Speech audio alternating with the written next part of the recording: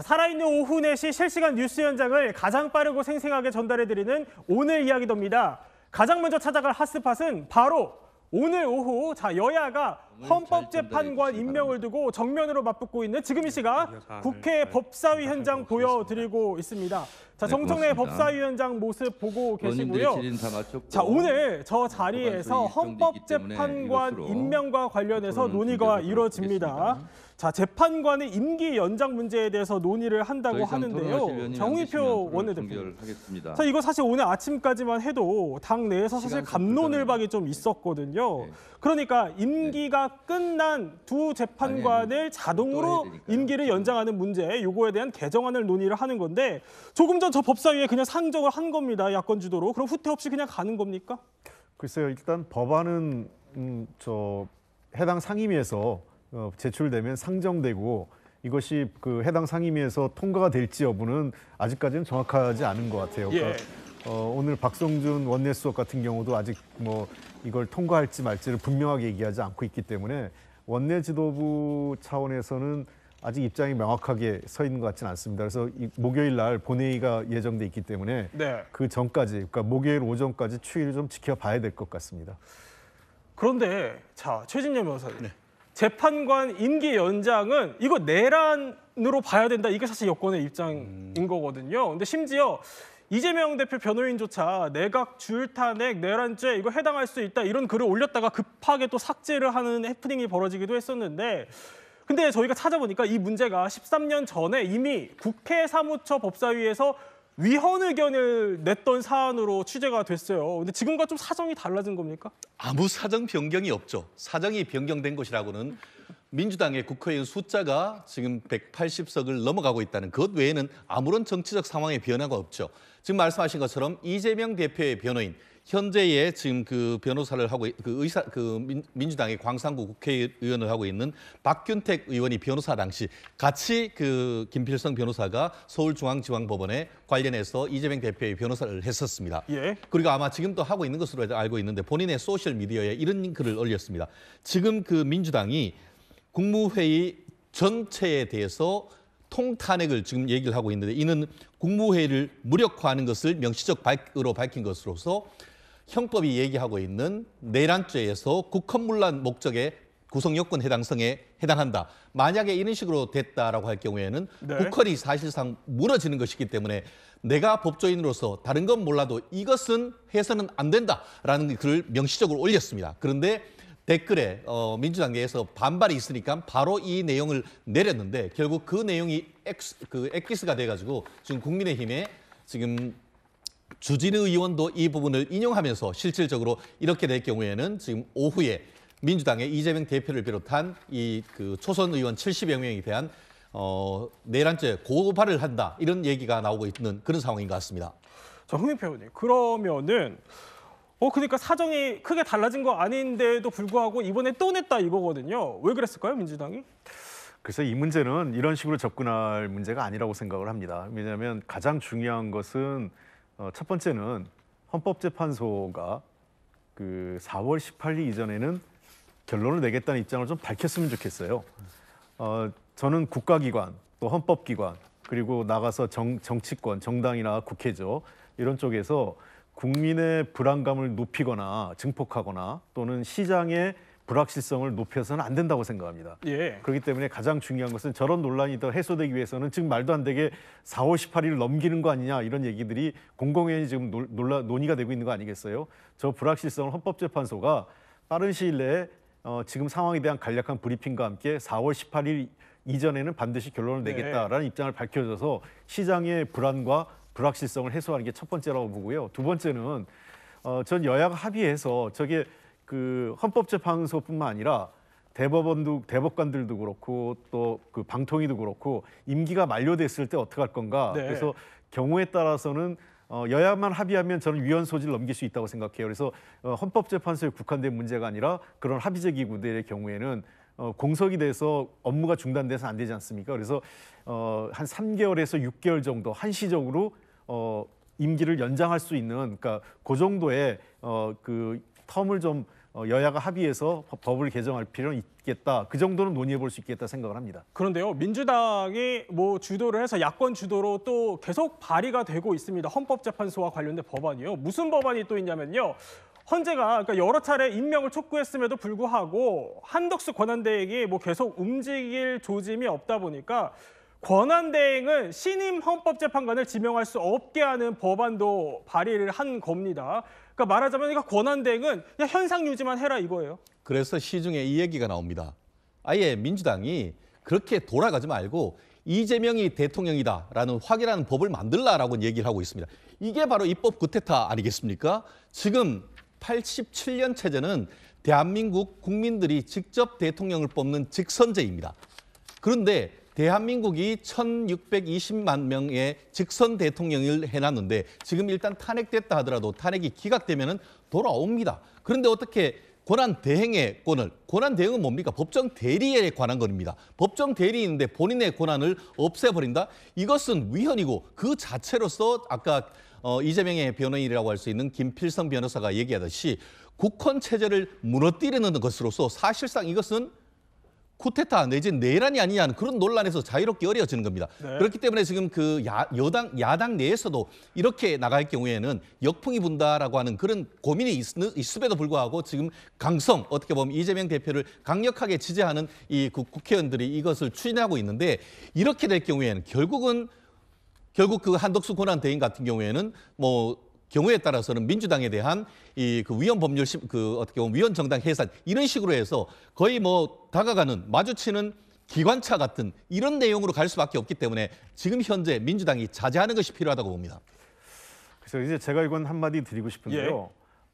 이거를 입법 쿠데타다, 내란이다 이렇게 얘기하는 것은 당치 않습니다. 왜냐하면 국회가 과거에도 무리한 법을 낸 적도 있어요. 그리고 사실 유연적인 법률이 낼 경우에 이런 경우에는 몇 가지 안전장치가 있지 않습니까? 국회는 입법을 활동하는 거기 때문에 어떠한 법도 낼 수 있습니다. 다만 그에 따른 여론적, 정치적 책임을 지는 거죠. 그래서 법이 문제가 있으면 그 대통령이 행정부가 거부권, 제2요구를 하고 부결되는 경우도 있고 또 다른 경우에는 이 법이 문제가 많아서 위헌 법률 신청을 통해서 헌법재판소에서 위헌 판정을 받기도 합니다. 그렇기 때문에 국회가 내는 법률 행위, 그러니까 북은 지금 그 민주당이 무리하다는 평가를 할 수 있겠지만 법적 절차에 따라서 법률을 내는 것을 내란 행위다 이렇게 얘기하는 것은 지나친 그 정치 공세고요. 그리고 한 가지 얘기하면 어차피 그 국회가 지정했던 국회목 3명도 지금 임명하지 않았잖아요.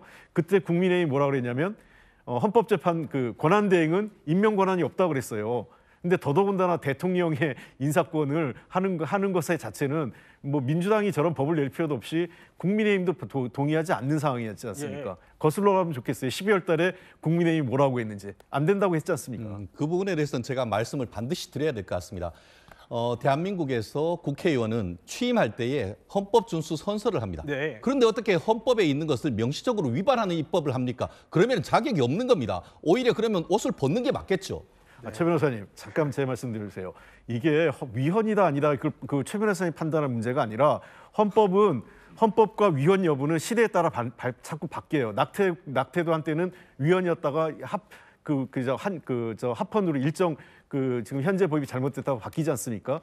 그런 측면에서 저는 국회가 그 입법 절차를 어겼다면 그건 잘못된 거지만 입법 절차에서 법을 내고 그 행위 자체를 잘못됐다고 할 수는 없는 거죠. 네. 그 법률이 위헌이 아니냐에 대한 판단은 헌법재판소나 또는 정부가 너무 무리한 경우에는 거부권을 행사하는 거죠. 네, 위헌이냐 아니냐를 두고 두 사람이 이렇게 충돌을 하는 것처럼요.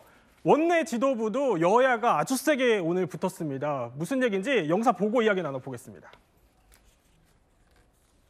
내란범을 옹호하는 데서 먼저 뭐가 내란범이에요? 내란 방화범 아닙니까 윤석이? 이 나라를 이렇게 내란 자, 조용히 하세요. 아니, 군대를 동원해가지고 군대를 동원해가지고 국회를 침탈한 사람 보고 그 옹호하는 부분에 대해서 사과를 먼저 해야죠. 권성동 원내대표가 지금 이 자리에서 이렇게 자, 그만하세요. 분위기가 굉장히 살벌한데, 자, 홍익표 원내대표님, 오늘 김문수 장관이요 이렇게 SNS에 올렸어요. 한 총리의 헌법재판관 임명권을 제한하는 법률안이 도리어 한 권한대행의 지명권을 인정한 것이라고 하면서 문영배, 이미선 재판관 후임 빨리 임명해야 이렇게 한다 이렇게 쏘아붙인 겁니다. 어떻게 보십니까? 그러니까 권한대행이 재판관 적극적으로 지명권 행사 못하는 게 맞다 이렇게 보시는 거예요?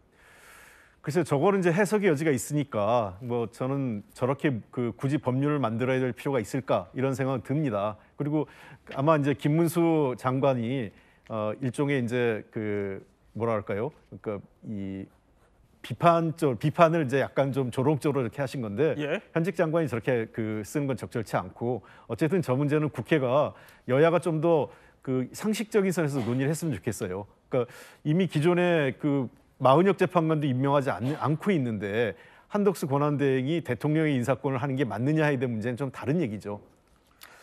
자, 어쨌든 간에요. 할 수 있는 건 거의 모든 걸 다 꺼내겠다 이런 게 사실 민주당의 분위기인 것 같습니다. 그만큼 급박한 상황이 잘 느껴지는 여러 가지 발의들이 나온 건데 자, 이재명 대표는요. 오늘 유혈 사태까지 언급했습니다. 지금 이 대한민국의 혼란은 모두 최상목 전 권한대행 그리고 한덕수 현 대통령 권한대행으로부터 시작된 것입니다.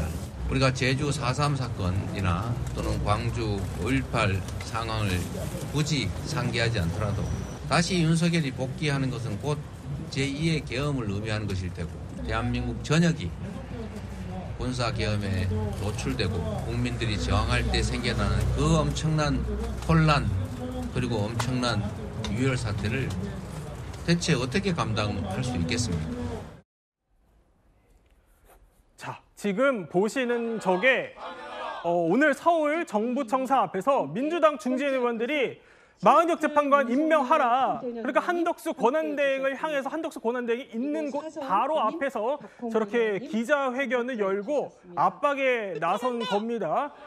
지금 중진 의원들의 모습 보이는데요. 중진 의원들이 저렇게 40역을 임명하라 직접 가서 압박을 또 한 겁니다.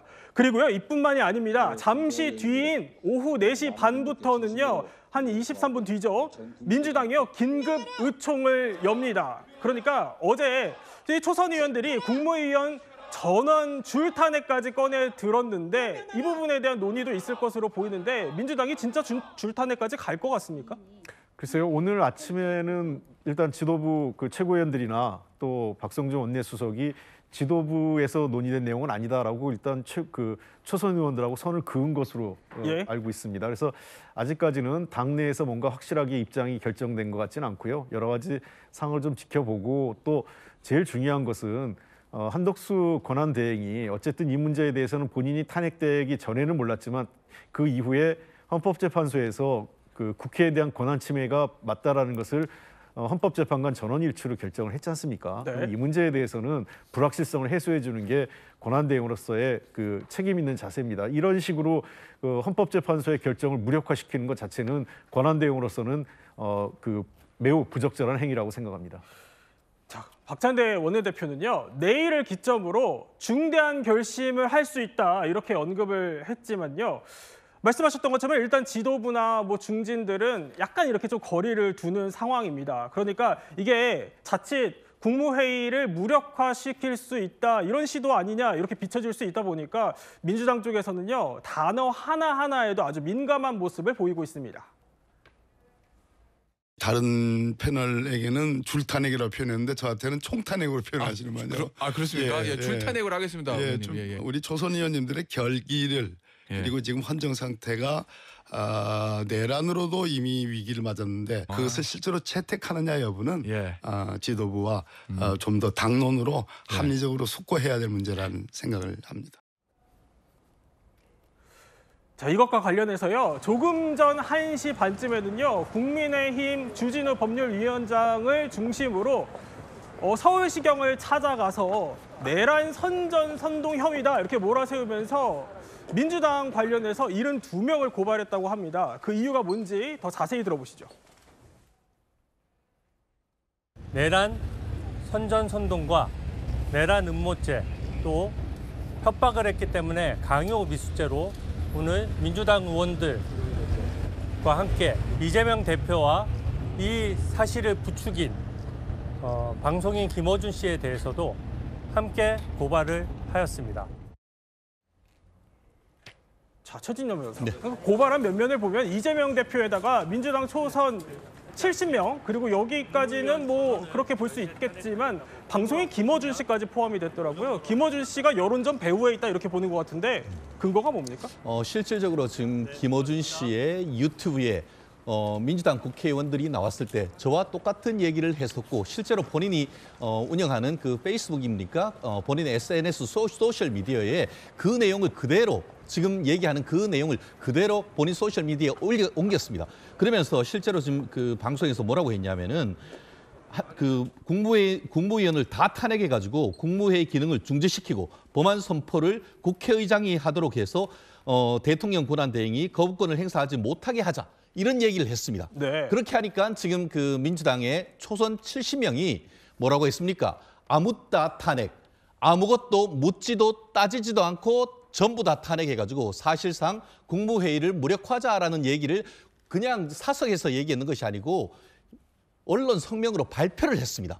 그렇게 하니까 아까 지금 이재명 대표의 변호인이라고 할 수 있는 김필성 변호사가 그에 대한 상당한 비판적 내용을 썼는데요. 예. 오늘 제가 봤을 때 주진우 의원을 비롯한 국민의힘 의원들이 써냈는 지금 그 고발장 같은 게 내란 고발장은 거의 김필성 변호사가 썼던 페이스북 글을 그대로 인용했는 것이랑 마찬가지인 것이에요. 그러면서 어땠습니까? 검수완박 결과 내란죄에 대한 수사권은 어디 있죠? 경찰. 어떻게 보면 국수본에 있는 겁니다. 그렇기 때문에 서울에서 있었고 그러니까 지금 서울시경의 사건을 내는 겁니다. 예. 결국 이 부분에 있어서 그 지난 정권에서 지금 지난 그 문재인 정부 때 어떻게 했냐면 고발하면은 바로 그 사건이 묻지도 따지지도 않고 사건을 접수해가지고 그것을 사건 수사를 다 들어가도록 돼 있습니다. 그렇다고 한다고 하면은 지금 민주당의 70명이 피고발인 상태로 해서 사건이 접수됐다. 그렇기 때문에 언제 이 사건에 대해서 수사가 될지는 모르겠습니다. 하지만 향간에는 법률가들 중에 그런 얘기가 있습니다. 이 정도의 성명은 오히려 예전에 통진당, 통합진보당이 위원정당 해산이 되고 대표인 이석기 의원이 그 내란 음모 예비죄로 해가지고 구속됐었는데 그것보다 그 불법성이 위헌성이 더하다라는 얘기가 지금 나오고 있습니다. 그렇기 때문에 조금 전에 그 어떻게 보면 민주당 내에서도 강성이라고 할 수 있는 박범계 의원조차도 이게 그 선을 긋고 있는 점은